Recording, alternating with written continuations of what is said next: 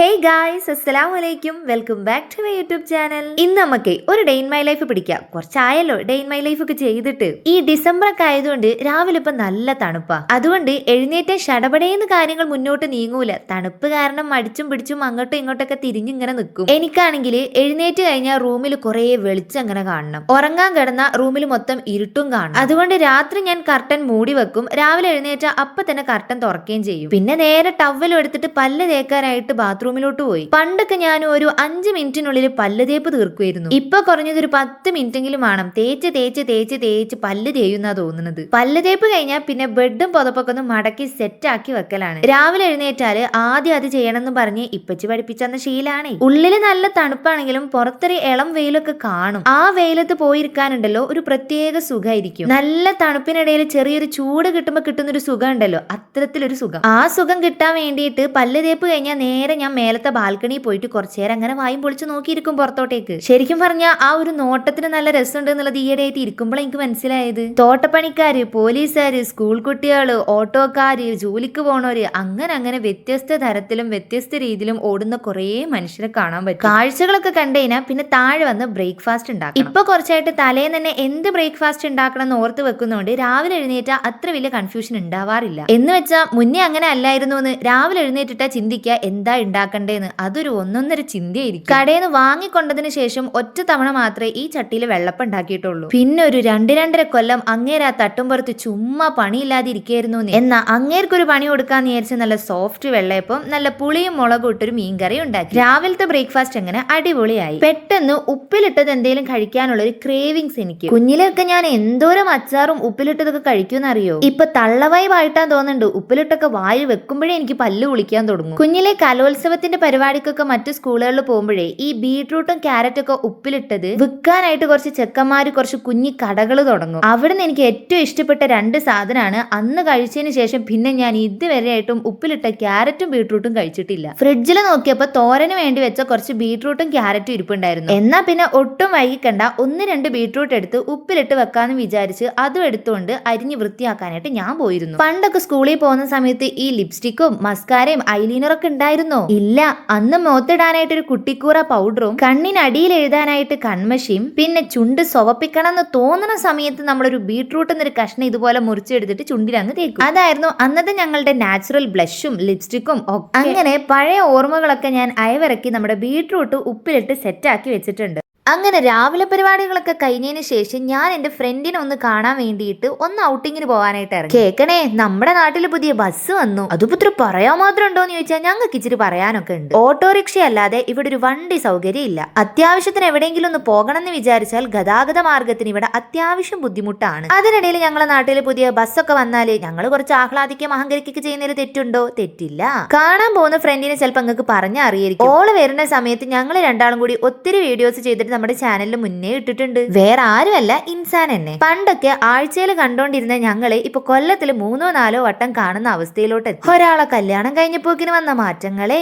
നമ്മൾ എഫേർട്ട് എടുത്ത് സമയം കണ്ടെത്തി ഒന്ന് കണ്ട് സംസാരിച്ച് ഇഷ്ടപ്പെട്ട ഭക്ഷണങ്ങളൊക്കെ കഴിച്ച് സമാധാനത്തോടെ കുറച്ച് സമയം സ്പെൻഡ് ചെയ്താലേ പൊടിപടലങ്ങളൊന്നും തട്ടാതെ നമ്മുടെ ഫ്രണ്ട്ഷിപ്പ് മുന്നോട്ട് പോവുള്ളൂ. അല്ലാതെ ഫ്രണ്ട്സിനൊന്നും കാണാതെ സംസാരിക്കാതെയും ഉള്ള ഫ്രണ്ട്ഷിപ്പ് ഒക്കെ കളഞ്ഞിട്ട് കല്യാണത്തിന് ശേഷം ഹസ്ബൻഡിന്റെ ഫ്രണ്ട്സാണ് എന്റെ ഫ്രണ്ട്സ്, എനിക്ക് ഫ്രണ്ട്സ് ഒന്നും ഇല്ല എന്ന് പറയുന്നവരോട് എനിക്ക് ഒന്നുമേ പറയാനില്ല. ഞങ്ങൾ ഒരുപാട് പ്ലാനുകൾ ഇട്ടാണ് പോയതെങ്കിലും ഇത്തിരി ഭക്ഷണവും വാങ്ങിയിട്ട് വർത്താനം പറയാനിരുന്ന് വർത്താനം പറഞ്ഞ് രാവിലെ തൊട്ട് വൈകുന്നേരം വരെ സമയം പോയത് ഞങ്ങൾ അറിഞ്ഞതേ ഇല്ല. ഇത്തിരി തോന പരദൂഷണക്കെട്ടുകൾ അഴിക്കാനുണ്ടേനു. കൊറേ ദിവസമായി കണ്ടിട്ട്. അത് ഞാൻ അങ്ങോട്ട് ചോദിക്കേണ്ടത്, ഞാൻ ഇങ്ങനെ തടിവെച്ചു ജീവിതമൊക്കെ എങ്ങനെ പോകുന്നു? കല്യാണ ജീവിതം വളരെ നന്നായിട്ട് പോകുന്നു. കെട്ടിയവൻ എന്ത് പറയുന്നു? കെട്ടിയവൻ അങ്ങനെ എന്തെങ്കിലുമൊക്കെ പറയണില്ലതാന്നുള്ള പ്രശ്നമൊന്നുമില്ലേ? അമ്മായിമ്മ എന്ത് പറയുന്നു? അമ്മോശൻ എന്ത് പറയുന്നു? അമ്മായിമ്മക്ക് സുഖം, അമ്മോശന് സുഖം. യാസിന്റെ വീട്ടില് 2 ഏട്ടന്മാരുണ്ട്, ഒരു അനിയത്തിയുണ്ട്, ഒരു ഏട്ടന്റെ വൈഫുണ്ട്. എല്ലാവരും സുഖമായിട്ടിരിക്കുന്നു. യാസി സുഖമായിട്ടിരിക്കുന്നു. എന്റെ പറയാൻ കെട്ടിയവനും കെട്ടിയോളൊന്നും ഇല്ലാത്തതുകൊണ്ട് വലിയ ഇതില്ല, കഥകളൊന്നുമില്ല. കുറെ പറയാനാവും, കുറച്ചുകൂടെ കഴിഞ്ഞാലാവും. ഇപ്പൊ ഞങ്ങളിപ്പോ ഇരിക്കുന്നല്ലേ, മിന്റുമള്ള ഞങ്ങൾ ഇങ്ങനെ ഇരിക്കാണ്. ഫുഡ് കഴിച്ചിട്ട് ദമ്മായി ഇരിക്കുക. ആരും ഇല്ല. എന്നിട്ട് പിന്നെ പണി തുറന്ന് ഞാൻ പഠിക്കുന്നുണ്ട്. ഞാൻ ഇപ്പൊ സ്റ്റുഡന്റ് ആണ്. ഞാന് റിവ്യൂ പിന്നെ ജോലിയൊക്കെ ആയി. ജോലിയൊക്കെ ജോലിയൊന്നും ആയിട്ടില്ല. ജോലിയൊക്കെ ആവും. കഥാവിശേഷങ്ങളൊക്കെ കഴിഞ്ഞ് അധികം വൈകാതെ ഞാൻ നേരെ അവിടുന്ന് അങ്ങ് തിരിച്ചു. ഇനി ഞങ്ങളെ നാട്ടിലെ കുറച്ച് കാഴ്ചകളും വിശേഷങ്ങളും അവിടുത്തെ കഥകളൊക്കെ പറഞ്ഞുതരാം. എന്റെ നാട്ടില് ഒത്തിരി സ്ഥലങ്ങൾ ആളുകൾക്ക് കൃഷി ചെയ്യാനുള്ളതുകൊണ്ട് ഇങ്ങനെ നടന്ന് കാണാനായിട്ട് ഒരുപാട് കാഴ്ചകളുണ്ട്. ഇപ്പൊ വാഴയുടെ സീസൺ ആയതുകൊണ്ട് വാഴയാണ് കൃഷി. അതിന്റെ ഇടയിൽ കൂടെ വീട്ടിലോട്ടൊരു നടവഴിപ്പാതയുണ്ട്. നമുക്ക് അതുവഴി അങ്ങനെ അങ്ങ് കഥയൊക്കെ പറഞ്ഞ് നടന്നോവാം. നല്ല വെയിലുണ്ടെങ്കിലും വലിയ ചൂടൊന്നുമില്ല, നല്ല തണുപ്പ്. എന്തായിരിക്കില്ലേ അങ്ങനെ. പിന്നെ ആ സൈഡിൽ കണ്ടല്ലോ, അത് കാവാണ്. അതിനപ്പുറത്ത് കൂടെ മുകളിലോട്ട് പോയിട്ടുണ്ടെങ്കിൽ ആദിവാസികളുടെ ഒരു കോളനി കാണാൻ പറ്റും. അവിടെയും കാണാനായിട്ട് അടിപൊളിയാണ്. ഞാൻ എപ്പോഴും കരുതും അത്രയും ഭംഗിയുള്ള അവിടെ പോയിട്ട് അവരെല്ലാരും കൂട്ടി ഒരു വ്ലോഗ് എടുത്ത് നിങ്ങൾക്ക് കാണിച്ചു തരണം. പിന്നെ നമ്മുടെ ഇവിടുത്തെ മെയിൻ കൃഷി കവുങ്ങാണ്. അടക്ക പറിക്കണ സീസൺ ആയാലും എല്ലാം കൂടി ഇവിടെ കൊണ്ടുവന്നിട്ട് ഒത്തിരി ആളുകൾ കൂടി കഥയൊക്കെ പറഞ്ഞ് അടക്ക പൊളിക്കണതും വേറൊരു വൈബാണ്. നമ്മുടെ ഇടവഴി റോഡ് ആ ഒരു കയറ്റം കൂടി കയറി കഴിഞ്ഞാൽ അങ്ങ് അവസാനിക്കും. ഇപ്പൊ ഞാൻ നടന്നു വന്നതും നിങ്ങൾക്ക് വിശേഷങ്ങൾ പറഞ്ഞു തന്നതും കാഴ്ചകൾ കാണിച്ചു തന്നതും ഒക്കെ കേരളമാണ്. കേരളത്തിലെ വഴികളിൽ ഇച്ചിരി കുണ്ടും കുഴിയൊക്കെ കാണുന്നുണ്ട് കേട്ടോ. ഇലക്ഷനൊക്കെ ആയതുകൊണ്ട് നന്നാക്കി തരുമായിരിക്കും എന്ന് വിചാരിക്കുന്നു, വിശ്വസിക്കുന്നു. ഈ കേരളം എടുത്തെടുത്ത് പറയണ എന്തിനാന്ന് വെച്ചാലേ ഈ ഒരു പാലം കണ്ടങ്ങള് 5 മിനിറ്റ് കൊണ്ട് ഈ പാലം നടന്നു കഴിഞ്ഞ് അപ്പുറത്തെത്തിയാൽ നമ്മൾ തമിഴ്നാട്ടിലെത്തും. അതായത് കേരളം തമിഴ്നാട് ബോർഡറിലാണ് എന്റെ വീടെന്ന് സാരം. ഈ 2 സ്റ്റേറ്റുകളെ തമ്മിൽ ബന്ധിപ്പിക്കുന്ന ബന്ധനമാണ് ഈ ഒരു പാലം. ഇനി ആ പാലത്തിന്റെ അടിയിൽ എന്താണെന്നറിയോ? മനോഹരമായി ഒഴുകുന്ന ഒരു പുഴ. കുഞ്ഞിലെ ഒരുപാട് നനക്കാനും കുളിക്കാനൊക്കെ വന്നിട്ടുണ്ടായിരുന്ന പുഴയായിരുന്നു. അന്ന് ഇതിന്റെ മേലെ ഒരു പാലൊന്നും ഉണ്ടായിരുന്നില്ല. ഇക്കരേന്ന് അക്കരെ കിടക്കണമെങ്കിൽ പുഴയിലൂടെ നടന്നു വേണം പോവാനായിട്ട്. ഇപ്പൊ കുറെ പുരോഗമനങ്ങൾ വന്നപ്പോ നമുക്ക് നല്ലൊരു പാലം വന്നു, റോഡുകളൊക്കെ കുറെ നന്നായി കിട്ടി. അപ്പുറത്ത് നല്ലൊരു ചെക്ക് പോസ്റ്റും വന്നു. പണ്ടൊക്കെ ഈ ഒരു പുഴ നല്ല വലിയ പുഴയായിരുന്നു. ഇപ്പൊ ചുരുങ്ങി ചുരുങ്ങി ചെറുതായി പോയി. എന്നാലും മഴക്കാലത്ത് നല്ല കുത്തൊഴുക്കും വെള്ളമൊക്കെ നന്നായിട്ട് കേറുകയൊക്കെ ചെയ്യൂട്ടോ.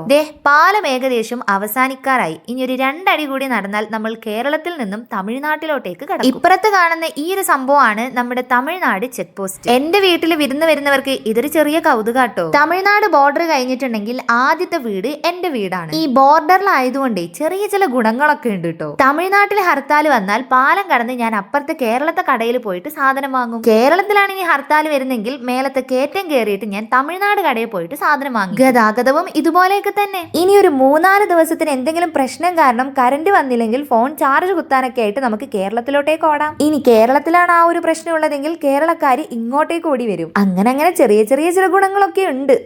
ഇതാണ് എന്റെ വീട്. ഇപ്പൊ നിങ്ങൾക്ക് ചെറിയൊരു സംശയം ഉണ്ടാവും, ഞാൻ കേരളത്തിലാണോ തമിഴ്നാട്ടിലാണോ എന്ന്.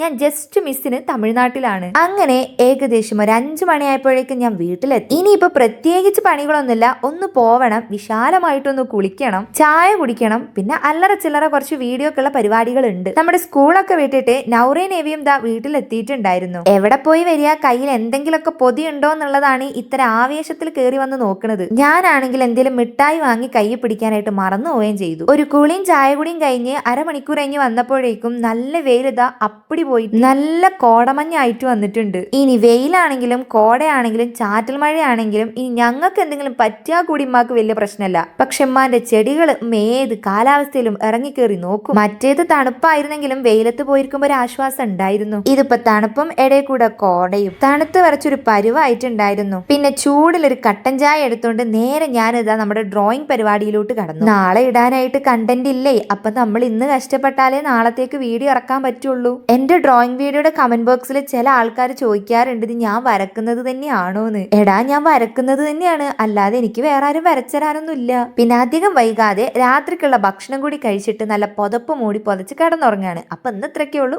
ബൈ.